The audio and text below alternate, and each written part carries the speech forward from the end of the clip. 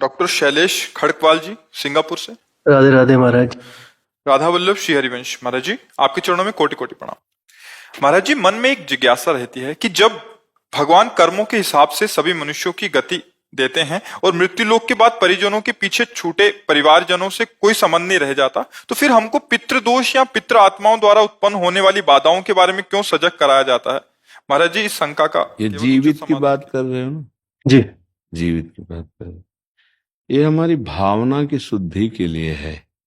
अब हम जैसे हमारे पिता पधार गए और उनकी हम संपत्ति का उपभोग करते, उन्होंने हमारा पालन पोषण किया, उनका हमसे संबंध नहीं, लेकिन हम तो जीवित होकर उनका संबंध मान रहे हैं ना। अब हम जब उनको सुकृत दान करेंगे, भजन का, दान पुण्य का, पिंड का, तो जिस योनि में होंगे उनको प्राप्त होगा, वो उनकी उन्नति होगी।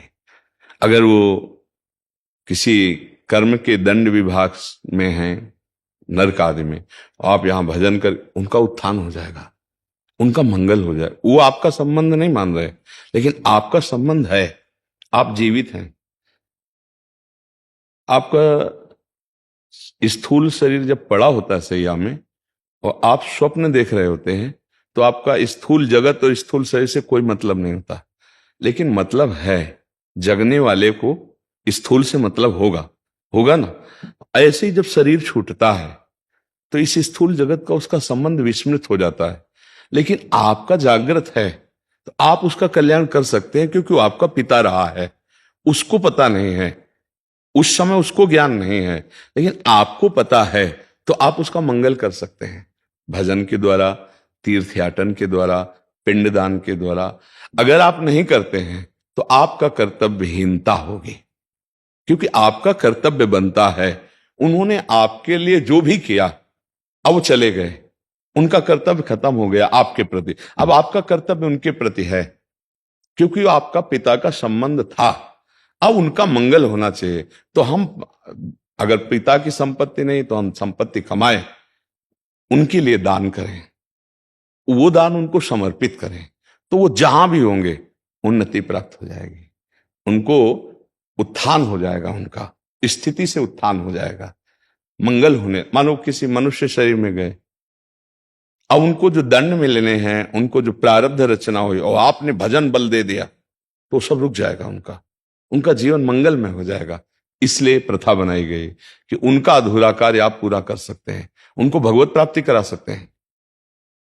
आप जब भजन करके भगवत प्राप्त होंगे, संकल्प करेंगे, तो बोले 21 पीढ़ियां तर जाती हैं, 14 आगे की और 7 पीढ़ी की, तो वो तो पिता है, उनको तो परम पद मिल ही जाएगा। उनको स्मृति नहीं है, आपको स्मृति है। अगर समझा कि स्मृति क्यों नहीं रहती, तो जैसे आप स्वप्न में होते हैं तो आपको जागृत शरीर की स्मृति नहीं रहती कि वस्तुतः मेरे शरीर को सुंदर सैया पर सुलाया गया है, मैं एक स्वप्न देख रहा हूं, ऐसा बोध नहीं होता। स्वप्न सत्य होता है और ये स्थूल शरीर का विस्मरण होता है, समझ रहे ना। ऐसे ही वो जिस लोक में गए हैं, तो आपका विस्मरण हो चुका है, आपका कोई संबंध उनकी स्मृति में नहीं है। वो जहां है, जैसे अभी आप आए हैं, तो आप कहीं से आए हैं ना, पूर्व में कहीं ना कुछ थे, आपको कोई स्मरण नहीं है। लेकिन यदि पूर्व में आपका कोई संबंधी ऐसा है जो भजन तप और आपको, तो आपका ज्ञान विज्ञान प्रकाशित होने लगेगा, अचानक आपकी स्थिति बदलने लगेगी, शरीर की, स्वभाव की और वैभव की, क्योंकि आपका संबंधी कोई संकल्प कर रहा है।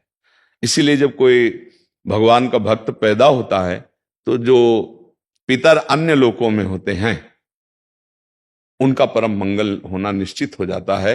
तो वो कुल धन्य माना जाता है कि वो धन्य हो गया। सो कुल धन्य उमा सुन जगत पूज्य सुपनीत, क्योंकि सतरत सा लोकांतार्य थे। अब उस कुल में पैदा हुआ, वो चाहे नरक में पितर हो चाहे स्वर्ग में हो, दोनों बंधन युक्त हैं। एक सुखास्पद है, एक दुखास्पद है, लेकिन दोनों से पतन होता है, दोनों गिरते हैं। नरक भोग कराते हैं, स्वर्ग भोग कराते हैं, लेकिन भजन बल वो उनको परमार्थ की स्थिति, परम पद प्रदान कर सकता है। अब पुत्र अपने पिता माता की क्या, पीछे की पीढ़ियों को, पितामह आदि को भी परम पद प्रदान कर सकता है। तो ये बात है, उनको हमारा संबंध खत्म हो चुका, हमारा कर्तव्य उनके संबंध का निर्वाह करना है। जैसे बहुत लोग हैं, पिता के लिए गया श्राद्ध आदि करते हैं, यज्ञ कराते हैं, भोज कराते हैं, पिता के निमित्त से, वो उसको सुकृत प्राप्त होता है जाकर के। पिता के निमित्त से भागवत कराते हैं, जप करवाते हैं, कीर्तन ये सब उसको प्राप्त होता है। तो वो जीवात्मा जो पिता बन के आया था उसको पता नहीं है, पर आपके इस दान पुण्य के बल से उसके जो दंड विधान थे वो क्षमा हो जाएंगे और आगे बढ़ जाएगा। इसलिए कहा जाता है कि जहां पुत्र हुआ, परिवार में संतान हुई, चाहे वो बच्ची हो चाहे बच्चा हो, तो को पिता प्रसन्न होता है कि अब हमारी दुर्गति नहीं होगी। ये भजन साधन, अगर हमसे चूक हो गई तो ये भजन साधन के द्वारा मंगल कर देगा। लेकिन यदि ऐसा ना हुआ तो फिर पुत्र का होना ना होना बराबर है। इसलिए माना जाता है ना, संतान हो गई, हमारी आत्मा है, ये हमारे लिए कुछ करेगा। अगर हम चले भी गए तो हमारा कल्याण ये करेगा, क्योंकि हमारा वंशज है, उसके संबंध से उसको प्राप्त हो जाता है। महाराज जी, दो और प्रश्न आते हैं दिमाग में इसमें महाराज जी। एक तो इसमें फिर पुत्र हो या पुत्री हो, उसमें कोई भेद नहीं होना चाहिए? नहीं होना चाहिए, नहीं है, इसमें भी नहीं है। क्योंकि जैसे पुत्र स्वयं कर रहा है तो वो पुत्री पति के साथ कर रहे हैं, तीर्थयाटन जो भी कर रहे वो उसके अंश है, उससे उसका कल्याण होगा। उसमें ऐसा कोई खास बात नहीं कि पुत्र ही हो तब ऐसा होगा।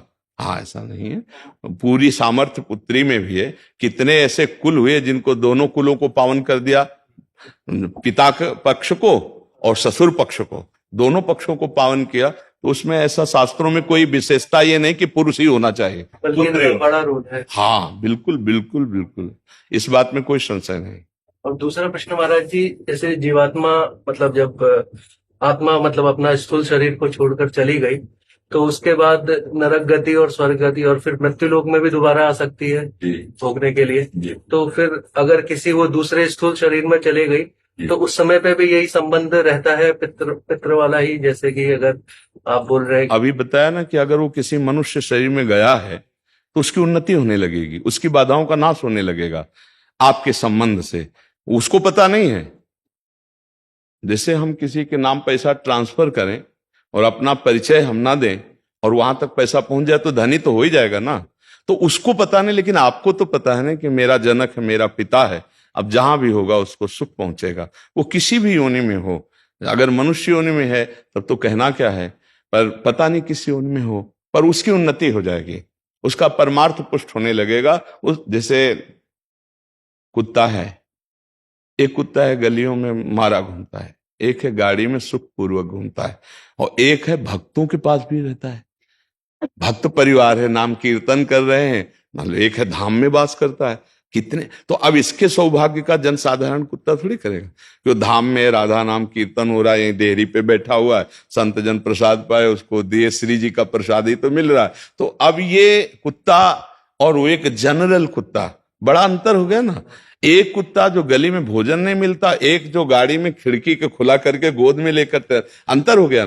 किसी भी योनि में हो जीव, आपका उसका तप है, मतलब वो एक अरबपति आदमी है, अपनी गोद में बैठाले हुए है, वो उसका वो खिड़की खुला है, हवा आ रही, एसी गाड़ी में बैठकर कुत्ता चल रहा है, नहीं चल रहा। देखो ना, जीव है, अलग अलग उसकी स्थिति है। अगर वो पुण्यात्मा रहा तो देखो ये आया, बना किसी कर्म से श्वान, लेकिन ऐसा श्वान बना कि बाबूजी की तरह जाके गद्दे में सोता है, सर्दी में उसको कपड़ा पहनाए जाते। और एक कुत्ता है कि अगर दरवाजे में खड़ा हो जाए तो डंडा मारे बेचारा, कू कू करके, वो ना भोजन मिल रहा है ना, मतलब कितनी। एक कुत्ता है कीड़े मतलब कीड़े लगे हुए हैं, कष्ट पा रहा है। एक है खुशबू आ रही उसके शरीर से, बढ़िया नहा धोआ के सब। ये किसी भी योनि में उसका मंगल होगा। हमें लगता है कि सबको करना चाहिए, अपने माता पिता के लिए, अपने पूर्वजों के लिए कुछ माला भजन करके, इससे सबसे बड़ा दान है। रुपया पैसा का तो दान ठीक है करे ही, लेकिन ये जरूर करे कि राधा राधा राधा 5 माला जपा, तो आज की 5 माला हम अपने पिता को देते हैं, इतना बड़ा कल्याण हो जाएगा 5 माला नाम जप करके। और अगर आप रोज 1 माला दें, पिता है तो उनका कल्याण हो जाएगा। ये गुप्त बात है आंतरिक, कि वो आपसे संबंध नहीं रखते, लेकिन आप जीवित हैं, आप उनसे संबंध रखते हैं, तो ऐसा करना चाहिए।